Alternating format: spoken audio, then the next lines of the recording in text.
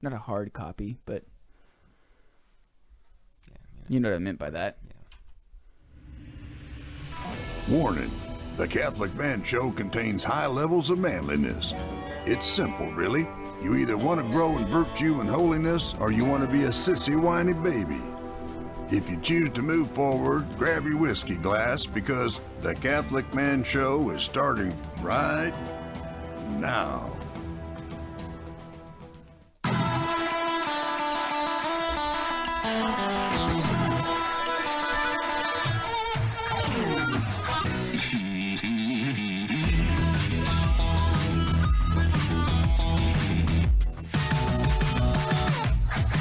Welcome to the Catholic Man Show.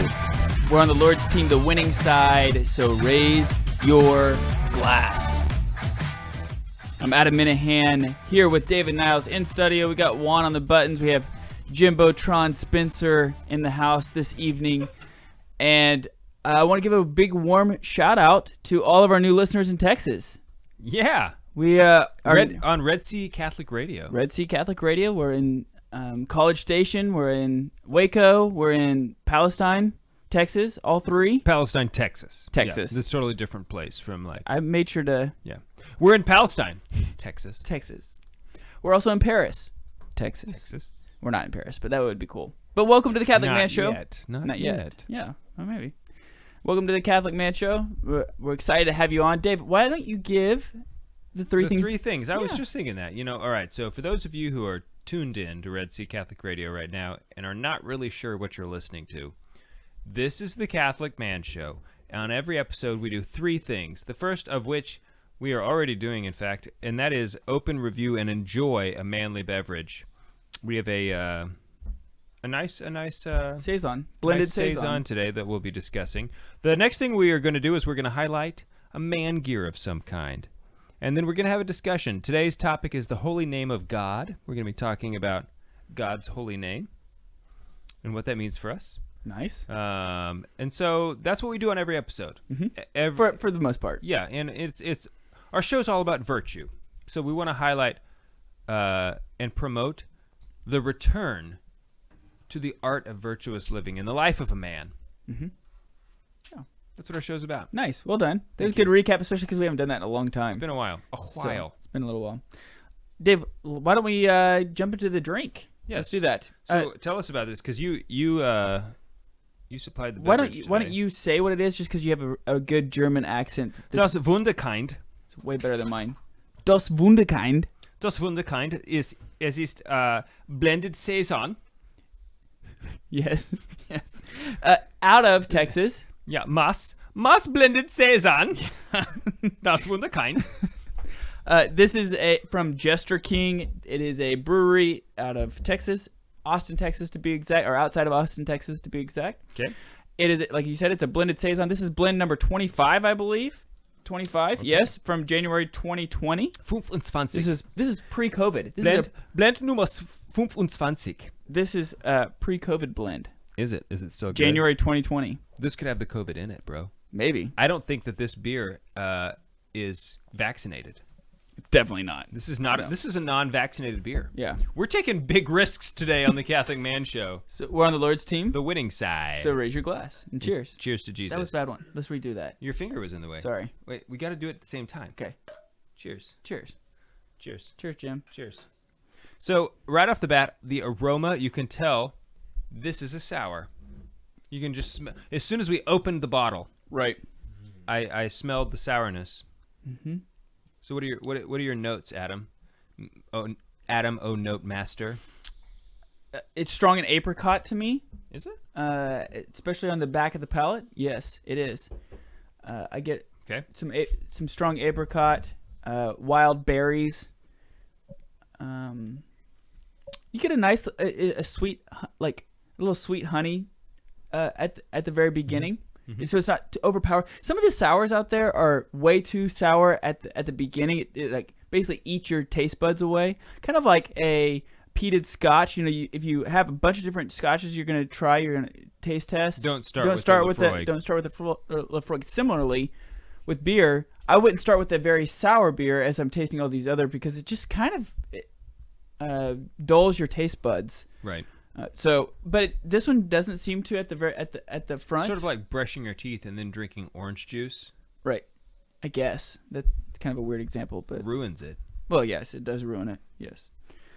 So anyway, that's what we do. Dave, we've been on Catholic Answers Focus talking about drinking, so we don't scandalize anybody who maybe is a first-time listener. Why are we drinking on air? Yeah, so we drink on air for a number of reasons. The first is that we really like beer. We enjoy a good beer and we enjoy a good scotch. But the truth is that God made the things of this earth good, and they should be enjoyed for their goodness. And when used virtuously, a drink is something that will actually enhance your friendship. It'll enhance a conversation. And that when I say used appropriately, that is in the context of temperance. In moderation. And so that's what we seek to highlight on the show with the drink, especially. And that it plays itself out not only in drinking but in eating as well. Mm-hmm. So a good meal, a good drink, all of these things are things that will actually increase your experience with one another. Anytime that the appetites are involved, there's just something about doing it together with other people that has a way of being life-giving. You know what I mean? And so we drink on the show just to have a good conversation.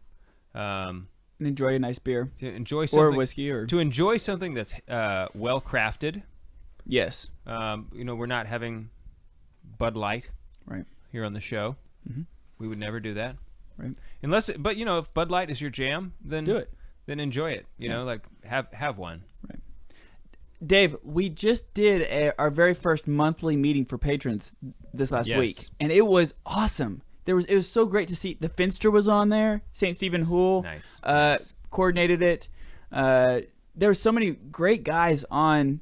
I think over 20 at one point. Jim, was there more than 20? Did you hear? Did you count? I didn't count. Well, at one time I did, and it was over 20. But all the way from the East Coast all the way to Alaska was kind of the range.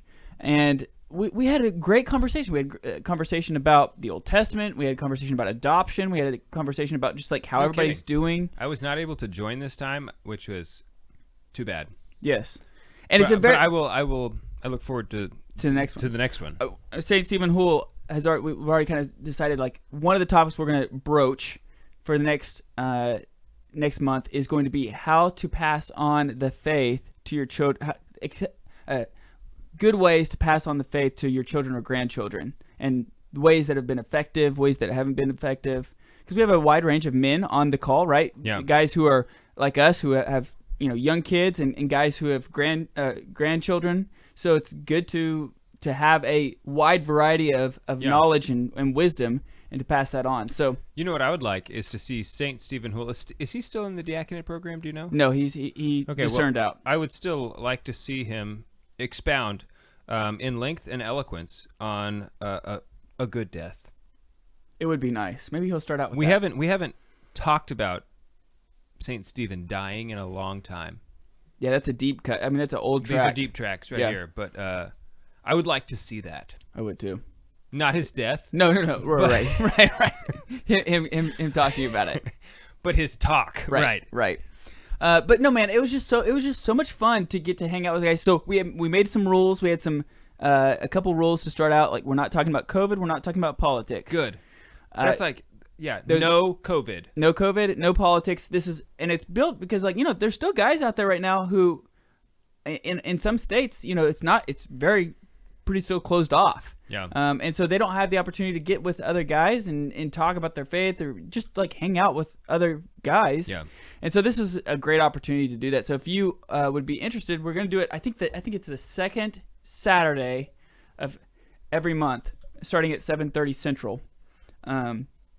If you'd like to join, you can sign up on Patreon. You'd also be able to get either some of these cool Catholic Man Show beer glasses or Catholic Man Show Glencairn whiskey glasses as a thank you. Yeah, check out our Patreon account because we have different thank you gifts for different levels of support. Right, and we're about to have Pat Flynn do a new course for us on working out. We had that over 18 hours of content with Carlo Broussard All about the 5 ways. of So St. if Thomas you- Aquinas. Yeah. If you've heard of the 5 ways and don't really know what they are, but would like to learn more about them, we made the perfect course for you, where Adam and I sat down with Carlo Broussard and discussed them. You got to be a Patreon member to get check that out. Yeah. Um, And there's also interviews with like Father Donald Calloway, Father Larry Richard, Raymond Roy. I mean, there's all there. It's a lot of different. We used to do one with Jeff Cavins. Yeah. So anyway, So let me ask you, Adam, how's your Yes. prayer life? it is going really well right now. You know, we're like mid-Lent now. Yes, it's going really well right now. Fair to mid-Lent? Fair to Midland. Nice. I like that. Yes. No, it's going really well. I'm praying the Auxilium Christian Orm with my wife every night. Oh, nice. That's something that we kind of picked up together to pray. How do you do all of it at night? Do you It depends on what you mean by because like you mean are you talking about the rosary as well? Well, Auxilium Christianorum, there's like a daily prayer and then one to be said. Like there's a rotating prayer that's like on Tuesdays. Yeah, I do them all. And there's a closing prayer. So you guys start to finish. Start at to night? finish. Okay, Which is nice. You really can do nice. it anytime. It doesn't matter. Because it's like it's 10 minutes Yeah. of good prayer together. So we added we've Now in English or Latin? That's the question. we're doing English. Yeah, me too. However, we do our Latin class. Maybe we can do it in Latin Yeah. at some point. That wouldn't take forever. That's the problem. It's like we could do it in Latin, but it would just It's hard. take. It's hard. It would take 40 minutes for me. Yeah, I know. A 10-minute prayer, 40 minutes. So, no, it's going really well. The only thing I would like to do more of, I'd like to add more into, would be just more quiet and like more just like receiving prayer time. You know, Yeah. where you're just like in the presence. Yeah. Which I only get to do that during adoration once a month or once a week. I'm sorry. Yeah. So, when we get back, I want to ask you about your prayer life. Okay. We're on the Lord's team, The winning side. so raise your glass.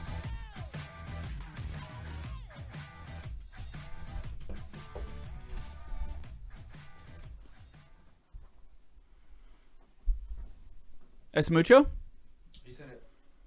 Can you get David's cam just a little bit closer to him? So I'm more in the middle. Is that what you're saying?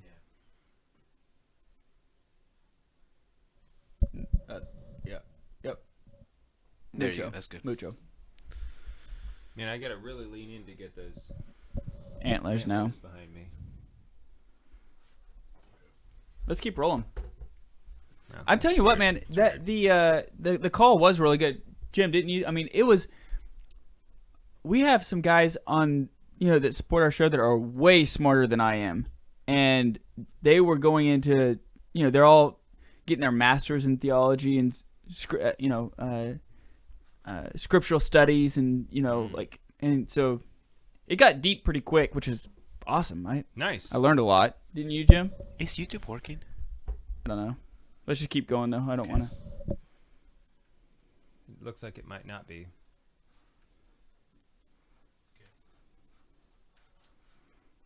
You can always premiere it later, right? Yeah. Yeah, it's not on right now, but it's okay.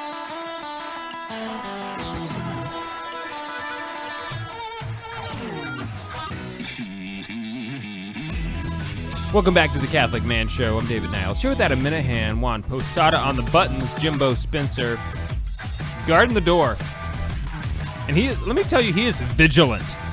The vigilance that this guy exudes. He's He exudes it because he is exhuming so much vigilance. It's just incredible. Yes. That's what I'm trying to say. This segment brought to you by the Catholic Man. By the Catholic Woodworker, CatholicWoodworker.com. For all of your Catholic woodworking needs, use promo code TCMS for 10% off all purchases. TCMS, that's the Catholic Man Show. Yep. For those of you who are less intellectually inclined. Like me. Yeah. Dave, how's your prayer life going? My prayer life is good. Fits and starts. Like this morning, I set my alarm for 6.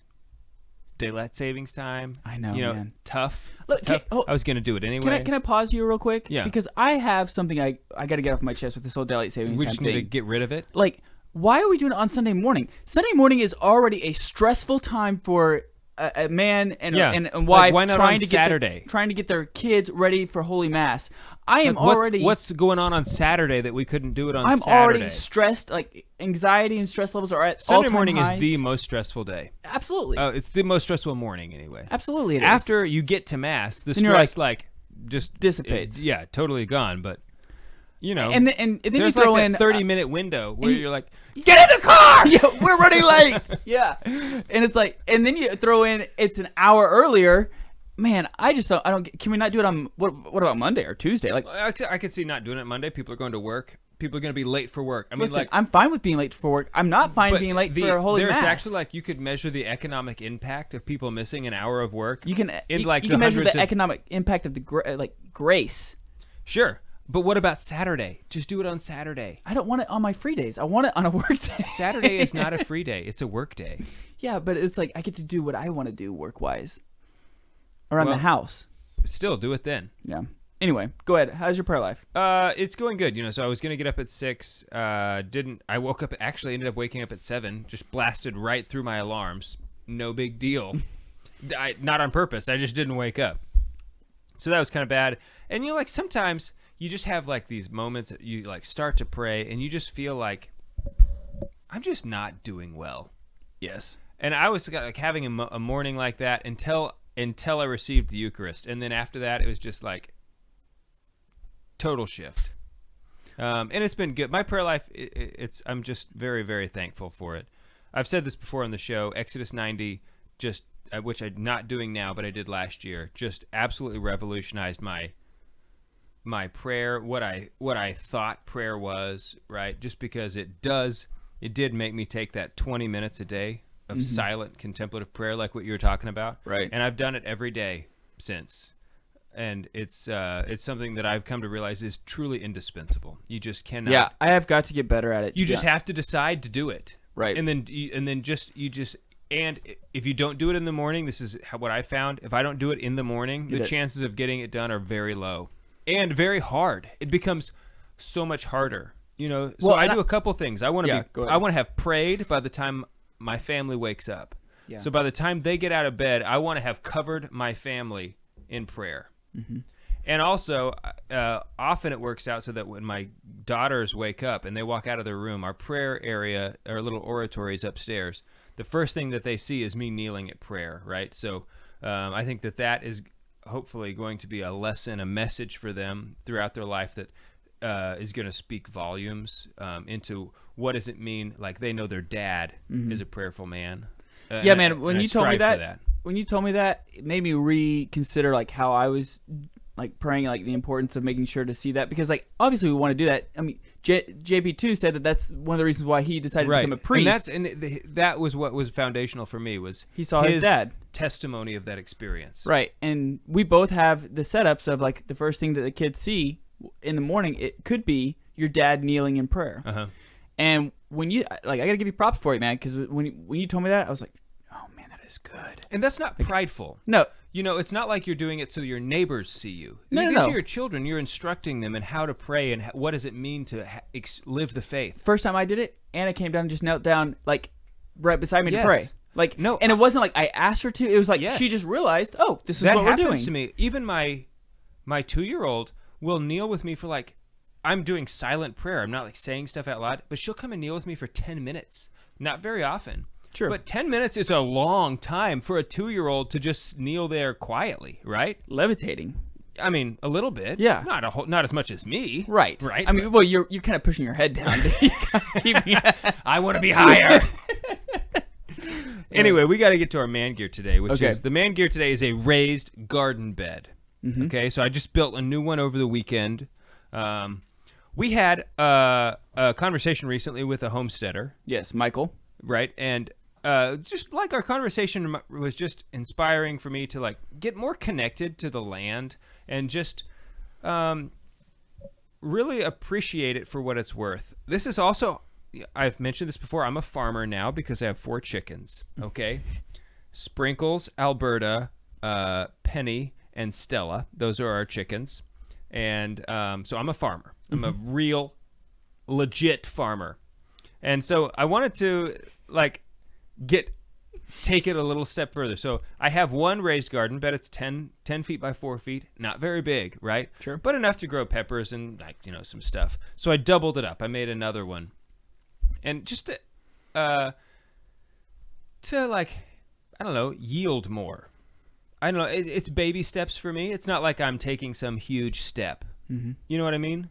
Mm-hmm. And you have raised garden beds, and your wife Lady Haley is she's a Lady green Haley thumb. She has a green thumb. She does have a green thumb. Yeah, she's really good with our gardens. And when I first started my raised garden, I made it at a U shape.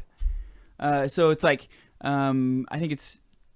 So there was like a path to get to the middle. Middle. Right? Yeah. So it's like a horseshoe. It's like a horseshoe, sure. And that was before my kids were older. Then Luke, my oldest, is 7. Yes, 7. Man, I almost had a panic. I don't remember if that's right. So 7, and at that time they weren't like running around in the yard near as much. So we're redoing our flower beds or our garden this year. We're redoing our raised garden, and I made a mistake. This is something that happens in gardening, right? You just have to learn. I've made so many, and I didn't. It wasn't high enough, right? So the grass continually crawled over, the Bermuda grass just continually to crawl over your raised bed. I think you have to have a barrier also, right? And I think I think it was only about 4 to 5 inches off the ground. I thought when you're looking at it, you're like, oh yeah, there's no way Bermuda grass is going to crawl in there. Well, and it goes under also, yeah. Right. One thing I saw, and in fact today I saw it. Father Mike Schmitz tweeted it about raised garden beds. What they do, what this video did that Father Mike Schmitz posted, was they char the inside of the flower bed, the garden bed, and so that way it becomes water resistant, sealed. Yeah, it's basically like sealed without having any kind of like sealer. So it's just a natural seal, like for whiskey barrels. Yeah. So what they do is they just char it all on the inside, so that way it doesn't grill gun, man, deteriorate. Great use of the grill gun. Right. So I'm definitely doing that. I have not heard of that. See, I've used cedar. I've always used cedar. I built one about 5 years ago, and I just dug it all up. And yesterday, my back did a lot of work yesterday because I dug up all the dirt from this 10 by 4 foot. It's a foot high, right? Mm-hmm. And moved it, and then moved the planter, and then dug the dirt back into it. So and that was not the only thing I did, right? So, but it's 5 years old. It's still going pretty strong. I put some new braces, just on the insides, yeah, mine's it's falling just apart. Cedar. Mine's thin though. I kind of did it cheap. I've been surprised how long it's lasting. They say not to use treated wood for your raised garden beds. It's what they say. Oh, it's going to leak the toxins into the dirt. I'm not sure. Whatever. That's what they say. So I use cedar because, that's what they're saying. That's what they say, and all of the blogs say you're the terrible person if you use treated wood, even though it's way cheaper, and cedar is ridiculous. Oh yeah, it's super expensive. Yeah. You have to be rich. This is gonna be a $25 tomato. Right, I know. It's yeah, that's the thing. It's if you're gardening because you think you're saving money, you're a fool. Okay, it's that's the best $20 tomato you've ever had right there. Actually, it's the worst $20 tomato you've ever had. Right. I take it back. Right. But those are $12 peppers, each one. But there's something about it. It's the same. There is, especially for the kids. They help you. They help. Right. And then they watch the plants get bigger and the responsibility teaches them responsibility. And it's just this cycles of life and everything. We chopped a bunch of wood this weekend. Nice. And so, we're the Minahan boys are getting. We have a system down now with chopping wood where I chop it. Jude takes all the barks and all the the little mulch that ends up happening from chopping wood. He gathers all that and puts it in the fireplace. Luke takes the split wood. Fire pit. Yes. I'm sorry, not fireplace, not inside. Fire pit on the outside.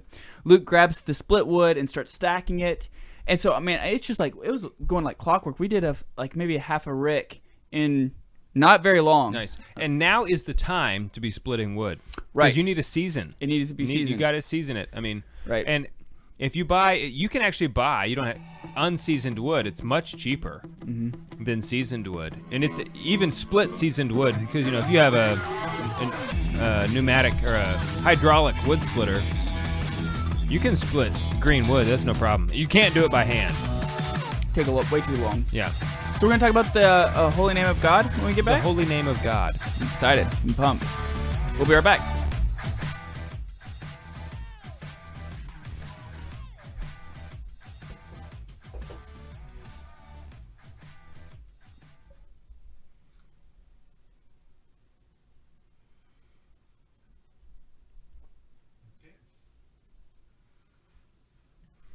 I got you one. You forgot about Catholic woodworker, not me. You were quick on the draw. He did, I was impressed. All right, ready? Yes, sir. Yes. That's a Summa. Yeah, it's a Summa. I was reading about it because he has like 12 articles. I know. Very technical. Yes. And confusing for me. Right. And I was reading him going like, who cares, Thomas? I mean, like, nobody cares.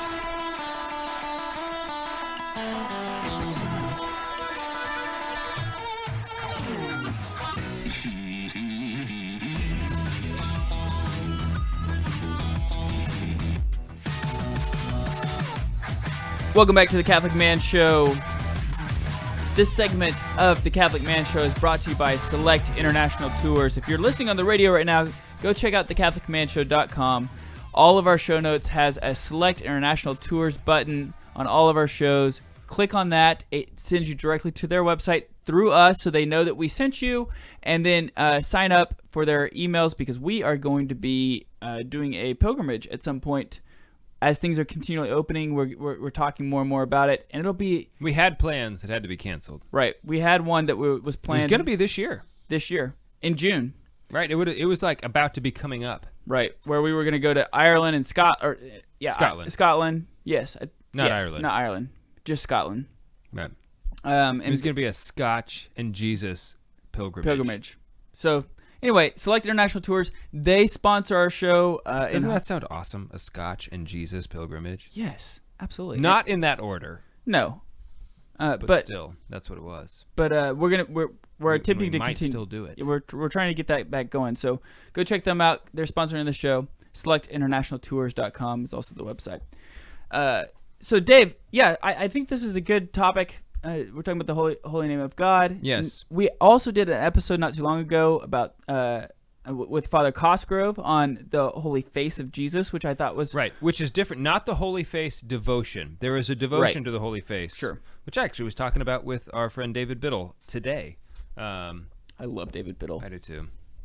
Literally, when he got there, he's all these daughters that are just like incredible, and he showed up and was like, "Yes, we can all stop worrying about our children, like wherever they are in this park.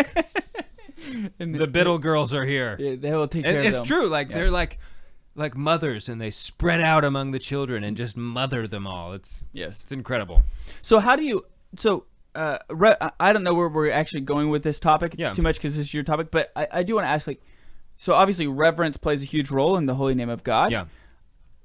Reverence is one of the first virtues that we talked about in the Minahan house for my kids because it was it's an important one for Holy Mass and for prayer, something that they do all the time. It's one that you can watch, you can see reverence. You know what I mean? Like, right. And so you can see like now I'm being reverent, now I'm not being. You know, it's like right. You it's can very turn it on and off, kind of. Yeah. Right. It's very easy to point out, and they can grasp on very quickly. Right. And then it's very important, obviously, as you go to Holy Mass, to make sure that you can use the words, the virtuous words of reverence, to make sure that which we've talked about before, that the words become the goals. Right. And so I'm curious on how you broach the topic with your kids on the holy name of God. Have you talked about it with them yet? I Pamela probably has. Lady Pamela. Lady Pamela. She's awesome. I just really love her. Yeah. Like all the time. It's just like, it's incredible to be married to her, I'll tell you. But anyway, I'm sure she has talked to them about it. But, when your kids are so young, my oldest is 5. My youngest is 9 months, with 2 in between. So it's not something that the idea, the very concept of taking the Lord's name in vain, Right. is they're not even aware of it. Right. You know what I mean? Right. It's not something that takes place under my roof. No. And so it's not something we've really had to discuss. What about just the? Now they do know that when at the holy name of Jesus that I will bow my head. Mm-hmm. And we do that in prayer. So they know whenever we like in the Hail Mary or the Hail Holy Queen, and they do that. So we are. Okay. That's what I was curious. That's about as far as I think we've gone. I mean, that's probably about where we are too. Yeah, I mean, like, there's no reason to educate them on a sin before you don't want to ruin their innocence at all. And that's not what you were asking, but yeah. So one of the things about this topic, the holy name of God, is that, well, what is God's name? Obviously, Jesus has, that's his name, right? So we know a name in that way, but that's not God's name, right? I mean, so God did reveal his name to Moses, right? The Catechism has a lot of really great things to say. Shocker. I know, shocker. And that is mostly 2142 through 2167. Oh, is that all? So, yeah. So it has a lot. The Catechism says that God calls each one of us by name. Everyone's name is sacred. Everyone's name is sacred, according to the Catechism. And that the name is the icon of the person. It demands respect as a sign of the dignity of the one who bears it. So if that applies to us,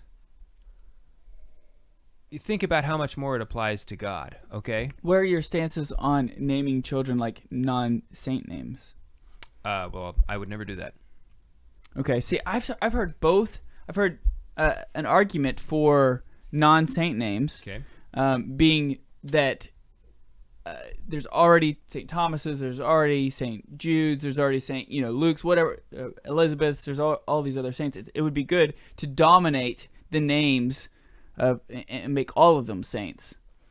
And so that's one argument that I've heard of. So whatever, I can't even think of a name. Well, you can't do that. I mean, they make new names up all the time. Right, I know. I couldn't even. Yeah, I think that's a dumb argument. Okay. I think it's a dumb thing to say, because the name that you give to your child is eternal, and you want it to represent. A name is more than just like, oh, this is the sound that is like associated with your person. Okay. Okay. It bears a lot of significance. Okay, and it bears significance to the people that will meet you. So when you say, I'm Peter, we live in a world where people already know who Peter was. He was significant. And so already the people that your child, if you name them Peter or Joseph, they're going to know things about you.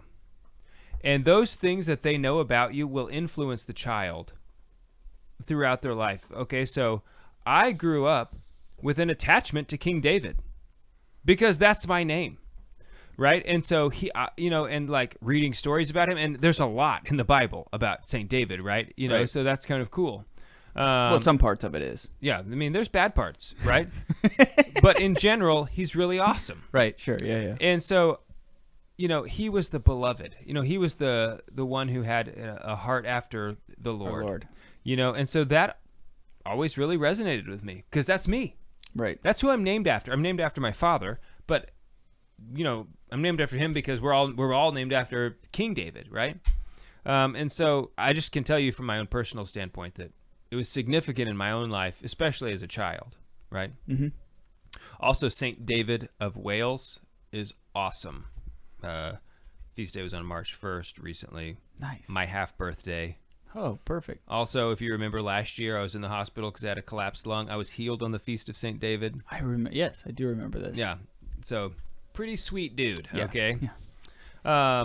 So that's what I would say. It's like if you name your kid something that's not a biblical name, it's not like you're committing a sin. Right. I just think that it's better if you give them a good Christian name. And in fact, to this day, you have to if you want them to be baptized. according to the Catechism, that you need a Christian name to be baptized. So in fact, Father Stanley Rother, Stanley is not his name, I don't think. They named him, and then at the baptism, the priest said, no, that's not his name. And they had to give him a different name at his baptism to be baptized. I was not aware of this. Yeah. It's crazy. I didn't put that. It's in the Catechism in that section I just quoted. Uh-huh. I didn't put it in my notes, so I can't read it to you. But it says like you need a Christian name.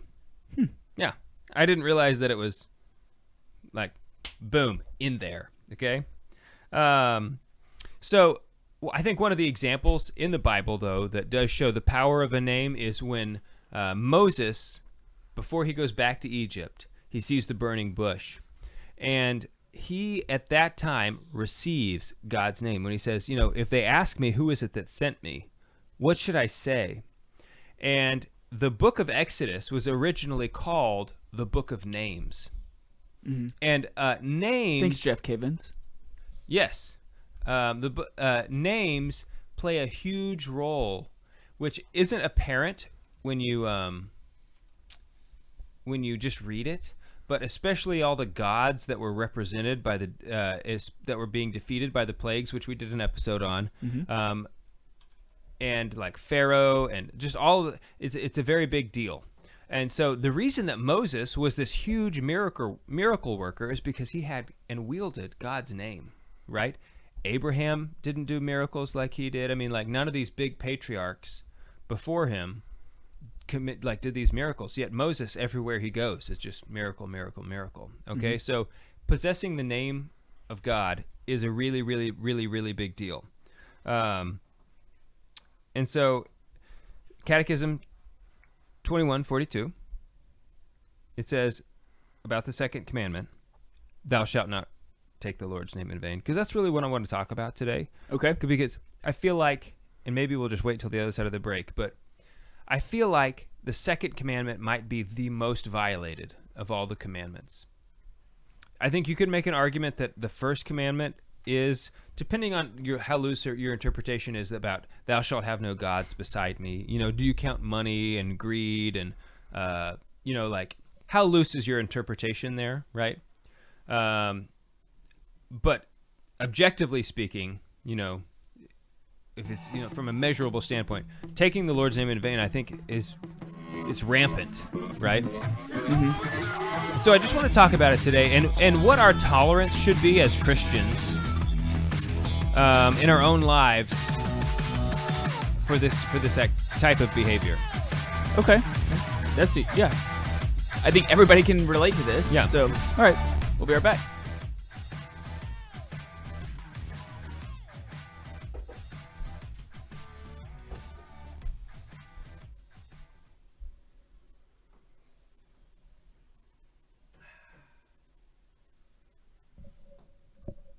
Make it so.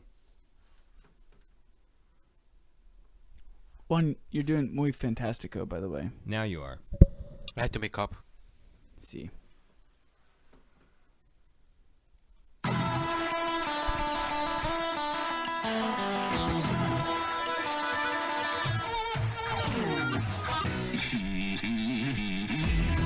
Welcome back to the Catholic Man Show. I'm David Niles here with Adam Minahan. This segment brought to you by the great I Am Who Am. It's brought to you by the Lord, who is responsible for all things that we have received in this world that are good. The holy name of God. He does reveal his name as I Am Who Am. St. Thomas says that this is the most fitting name for him because it is the only name that actually describes his essence. Like the word God, he says, is fine, but it doesn't describe his essence. It describes the concept, what we associate with, but this is the quote I wanted to read about the second commandment from the Catechism. Among all the words of revelation, there is one which is unique, the revealed name of God. God confides his name to those who believe in him. He reveals himself to them in his personal mystery. The gift of a name belongs to the order of trust and intimacy. The Lord's name is holy. For this reason, a man must not abuse it. He must keep it in mind in silent, loving adoration. He will not introduce it into his own speech except to bless, praise, and glorify it. That's according to the Catechism. The second commandment forbids the use of God's name in every improper use of the names of God, Jesus Christ, but also of the Virgin Mary and all the saints. Yes. So that which is sacred should not be exactly. Myself included, defiled. I think a lot of people consider blasphemy as just the Lord's name in vain, but disrespecting Our Lady or the saints, this is also blasphemy. I mean, in fact, it gets more. The Catechism actually specifically uses the word blasphemy to describe that type of behavior in another line on down. But I think the most important thing to talk about tonight is something more practical. So this is an idea that kind of planted itself in my mind back a long time ago when we did the episode on the principle of the integral good. Mm-hmm. When we were talking about movies. Still haunts me. Okay. And one of the things we talked about is like if they take the Lord's name in vain in a movie, is it good? And that was, you just have to go listen to the episode, right? But I decided not right then and there because it was that was a seed that planted. It took me like a year before I finally said, you know what? I am going to draw a line. And I've only very recently drawn this line. And so far, full disclosure, I'm embarrassed at my actual application of this rule that I've drawn for myself. But the rule is that if they take the Lord's name in vain, if I'm watching a movie, I turn it off. It's a one strike, you're out. One strike and you're out. Okay? And there have been 2 occasions recently where I was watching a movie and they did it, and I'm just like in shame thinking back and like the justifications I made. Well, it's like, well, I rented this. Mm-hmm. I'm gonna lose my $4. Right. Like, and it's truly shameful. The fact that I've committed myself to this rule, and it's a good rule, I think, because what movie, what is going to be good about a movie that's worth them taking the Lord's name in vain? What movie is worth that cost? I'll give you the answer. There are no movies. There are 0 movies in the world, and there never will be a movie in the world where taking the Lord's name in vain is worth it. Which is why, like, when we went through that episode when we were talking about simulated sins and non-simulated sins, taking the Lord's name in vain is not a simulated sin. You can't simulate this. You can't fake it. You can't fake it. It happens. Right. I don't disagree with you. I think it's just sadly, we've just learned to tolerate it. Right. And that goes with music and everything. And like, what about books? Whatever else. Yeah, see, so books, I don't know, books I think is a caveat to that conversation. Like I just finished my first what was her name? What was the name? Flannery O'Connor. Oh, Flannery, yeah. And she has characters take the Lord's name in vain a lot, and it kind of scandalized me a little bit because like people talk about it. She's this great Catholic author, and I've had some discussions with people with a guy here in the diocese who's quite an expert on her, I think, and like he really unlocked a lot of her writing for me, and I did come to a deeper appreciation for it. But still, she has characters taking the Lord's name in vain, and it just bothers me, right? Mm-hmm. But one thing is that I think we need to consciously train ourselves against the notion that this kind of thing can be funny, okay? Because the truth is sometimes it can be. The same with curse words, right? It's a cheap joke. It's a cheap joke, but like Will Ferrell, if he drops an F-bomb, he's got good timing, right? And it can be really funny, even though like I would never let my kids watch it. Why wouldn't I let my kids watch it? Well, because it's destroying your innocence, and I don't want their innocence destroyed. But it does the same thing to you, right? Mm-hmm. It has the same perverse effect on your mind. And so the same thing could be said about taking the Lord's name in vain. If there could be a comedic element that just seems funny at the time in a movie. We need to train ourselves, make a conscious decision that says, no, actually, that's not funny. That is like the most offensive thing. When you're talking about taking the Lord's name in vain. Yes. Sure. In the world. And I'm not going to laugh about it. And it's actually not funny. And it's not funny that you're laughing about it either. So a lot of times it seems like the people who I've been around that say that, it's a reaction to getting hurt or some, like you stub your toe and that's like the first thing that comes out, right? And it's not that they're making a conscious decision, but it's just a bad habit that they formed. And there's a difference, I think, between, saying, oh my God, like when you're calling out to him in a moment of sorrow, that's not what I think most people are doing 99% of the time. Right. But there's some moments it's like, yes, cry out to him. That's not taking his name in vain. But when it's flippant, it's not that people even do it in a malicious way, but they do it in a flippant way where it's just, like, oh yeah, whatever. Right. Reverence is out the cheap. door. They use his name in a cheap way. And that is so degrading. It's so disrespectful, but it's something that I think has perniciously worked its way into our culture, into our language, and is something that as Christians we cannot stand for. I mean, it's just time to say no. That's not okay with me. In fact, I learned today when I was talking to Mr. David Biddle that he is a friend of his who crosses himself whenever he hears someone take the Lord's name in vain. And so at his office, some reparation, he does it as an act of reparation for that person, which is it's a beautiful practice. And he said this guy was doing it at his office, and people started noticing. Like, why are you crossing yourself all the time? Well, you just took my Lord's name in vain, and I'm doing it in reparation for the sin that you have just committed. And, like, they quickly learned, look, don't say that around him, okay?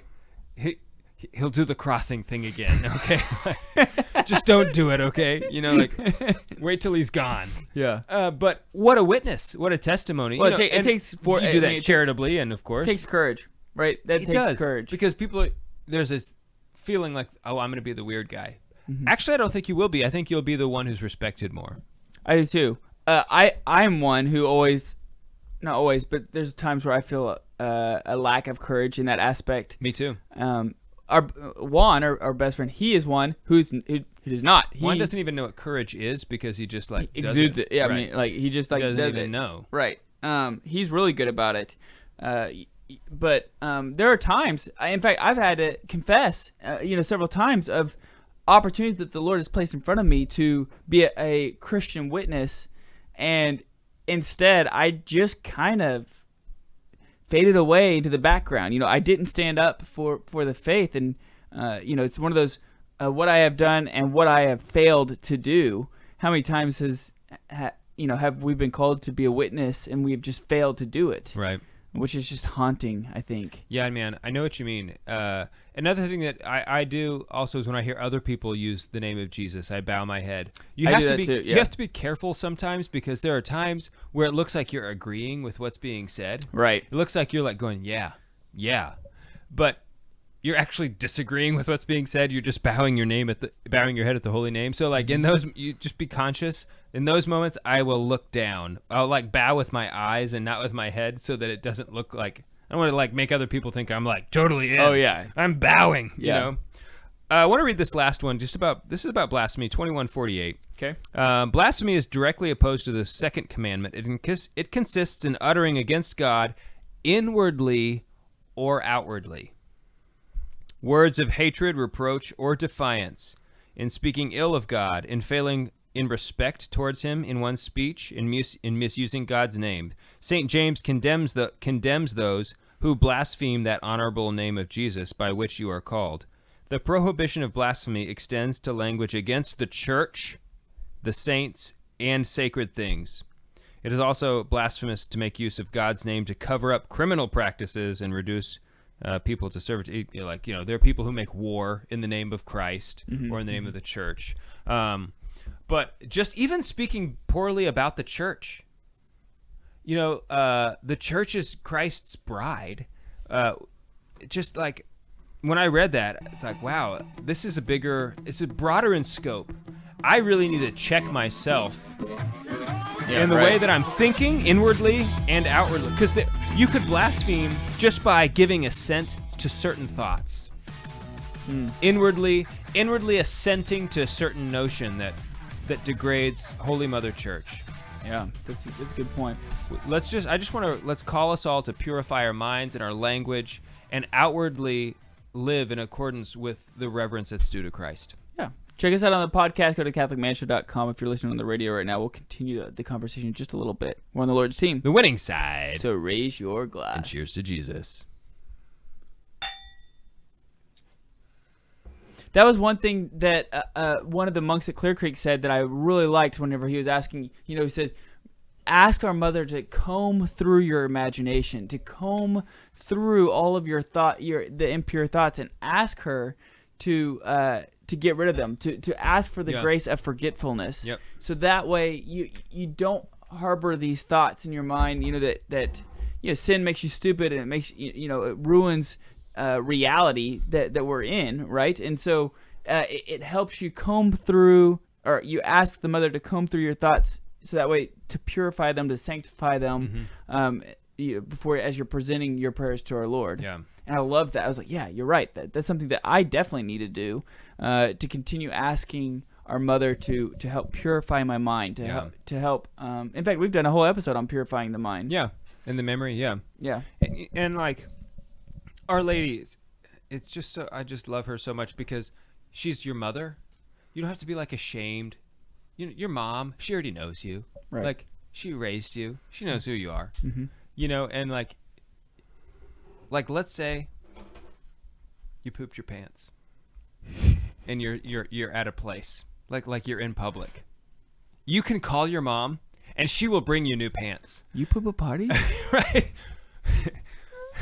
Karen poops at parties. She poops at parties. But you know what I'm saying? Like, she will bring you new underwear and pants, and it won't even be a thing. Mm-hmm. She's not gonna. You don't have to be embarrassed about like your mom knowing you pooped in your pants at the place, right? This is the quality stuff that you get. That's how it is with Our Lady, right? Like, she's your mom. She already knows. Right. Okay, so you like go to her. There's no shame. You're like going to her, and you know what I'm saying? You're trying to. It's a good analogy if you think about it. You're trying to take away am spots for worse analogies. Or is it best analogies? I don't know. It would have been my number two. It would have been my number two analogy, but that's all right. I can't see his question. I'm not on the Facebook stream. Yeah. Here, hand it to me and I'll read it that way. Who am I reading? John Lee? John Lee. The top one? To David. Or if it's addressed to you, you can read it. I didn't realize.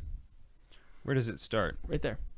But weren't all of the names of our saints at one point in time secular names like Augustine?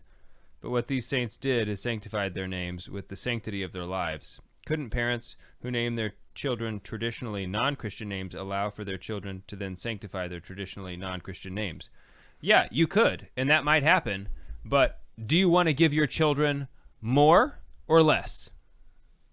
Okay, so by giving them a good Christian name, you're giving them more, because now they have instant things that they are going to identify with, saints who bear their name, who they bear their name, that they're going to look up to. Okay, so like, yeah, you could give them a secular name in hopes that they sanctify that name.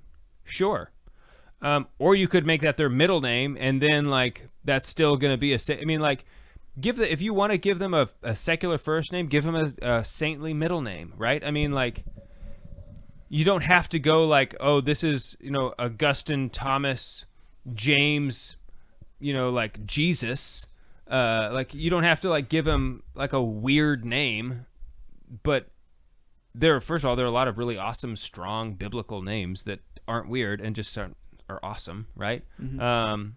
But I just think that, yes, you can do that, but I feel like you're just giving your children less instead of more.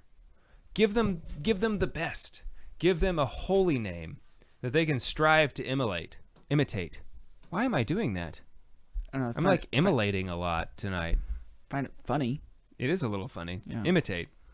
You know, That's just I one man's opinion. don't judge anybody for what they name their kids. I mean, they're your kids.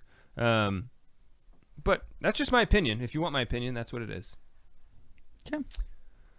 Juan, what do you think, bud? I go all names, all saints. You go all name, all saints. Yep. Yeah, if you ever have a question like, what should I do? Just go look up Eucharistic prayer number 1 and go through all of those. Okay, so Father Cosgrove just texted me. Oh, man.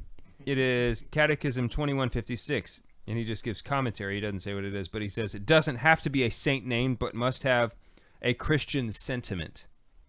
In order to be baptized, your child must have the name. I don't even know what that means. Must have a Christian sentiment. He says versions are acceptable because it's a derivative of a Christian name. Okay. So, But I do agree with the fact that you're typing into the tradition of the church when you give your children a saint name. Yeah. right. Versus like Skylar. Well, I don't know who Skylar is, and a children that's going to grow up with the name is Skylar is not going to see himself in so many places as, Ignatius, Augustine. That just you're giving him a foundation to lean on to find his identity. So much of the youth problems today is identity. Who am I, right? Who am I with? And you're just setting them up for success in that identity part that I think is so important. Right.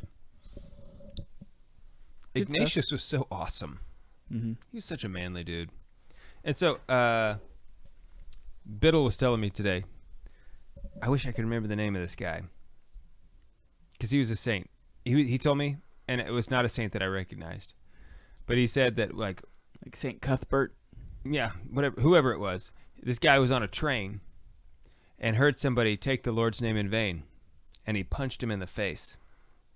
And said, the punch you just received in the face is far less offensive than the words you just used. Okay? And then as he went on and got older and grew in wisdom, he realized that probably was not the best approach. It's probably not the most prudent. And so then, later, many years later, he heard somebody take the Lord's name in vain again, and he ran up to him and said, punch me in the face. I need you to punch me in the face right now, because you punching me in the face would be far less offensive than the words you just used. And so he learned from it, and I think you're gonna say he ran up to him and kicked him in the shin. No. But he tried to get him to punch him in the face. And he found that was a much better approach. Did he get punched? I don't know. Man, that would. I don't know. Because you say that and you're kind of hoping they'll call, they don't call your bluff. Wait. Are you right-handed or maybe? Wait. Quick, before I lose heart. Yeah. Yeah. Wait, other hand. No. Use your good hand. I'm ready. Yeah. Yeah. That's one you hope they don't actually call your bluff. Right. But if you do, you may have if they do, you may have won a soul. Maybe. You know what I mean? And a black eye. Worth it. Oh, definitely. If you get a soul. Juan, where are we on time? 56. Okay, that's good. That's good enough for Let me just see if there's anything else. Wichita Fall. We're on another radio station that has to be at least 57, but we can wing that. One other interesting thing is that the Catechism lumps oath taking in with blasphemy. Taking oaths when it would be inappropriate to do so, because you are making taking it on his name. Okay, promises made to others in God's name engage the divine honor, fidelity, truthfulness, and authority. They must be respected in justice. To be unfaithful to them is to misuse God's name and in some way to make God out to be a liar. And there's I just took one snippet, but there was a whole bunch about taking oaths when it's not a serious thing. And, Right. Jesus says, let your yes mean yes. But yes, you still in the front of the law, there is a time and a place to take an oath. Sure. But if you take that oath and then are not truthful, you're actually committing blasphemy because you took an oath. You're you lying. took an oath on the name of God. You're lying and blaspheming. Right. The 2-for-1 sins are the worst. Oh, dude, yeah, those are don't sign me up for any of those. No. But if you also take an oath and say that you will do something and you don't, you're blaspheming against. It was just I thought that was interesting that they included that, and I guess it makes sense because what are you taking the oath? Mm-hmm. But it's the name of God, and so you're disrespecting His holy name. Yeah, it's just fascinating. It's sort of. What are you gonna do when? So like in our, in all of our homes, we're raising our children to where this is even something that we, have to bring up right now. Yeah. This is something, hopefully by promoting reverence and promoting a good use of the faculty of of language, of speech, we don't, it'll be a very obvious, this is not something that we do. When your kid experiences that for the first time, what do you think? Like, what are you going to tell them to do? I don't know. I mean, I don't know, like, what the appropriate. I think I would tell them, like, I would hope that they, like when their friend does it, right? Because that's going to happen. Yeah, and that's probably the best way to encounter it. Because the truth is that their friend is just echoing words that they've heard. Right. They don't, honestly, that's good, sort of, because their friend isn't probably committing a sin. They don't know. They've just heard other people say this, right? And now they're parroting it, and it's cool, and right? They just know, like, how grown up that's I just am. what you say when it's like bummer, right? When you don't like something, Mm-hmm. And so hopefully they would rebuke them and say, "Don't say that in front of me. Don't punch me in the face." Right. Yeah, punch me in the face right now. Yeah, I don't know what I'm gonna have to, like. I mean, they need to not do nothing. I know they need to do something, and I don't know what that is yet. And it's not punch him in the face. Could be. Getting punched in the face would be better. Yeah. If my son came home with a black eye and I said, "Why? What happened?" He's like, "Well, I made him punch me in the face because he took the Lord's name in vain." It's like, you are getting candy right now. Come over here. Look at this bowl. All yours. How old are you? 7? All right, you can have your first beer. That's fine. All right, let's end on that. That's where we're going out on.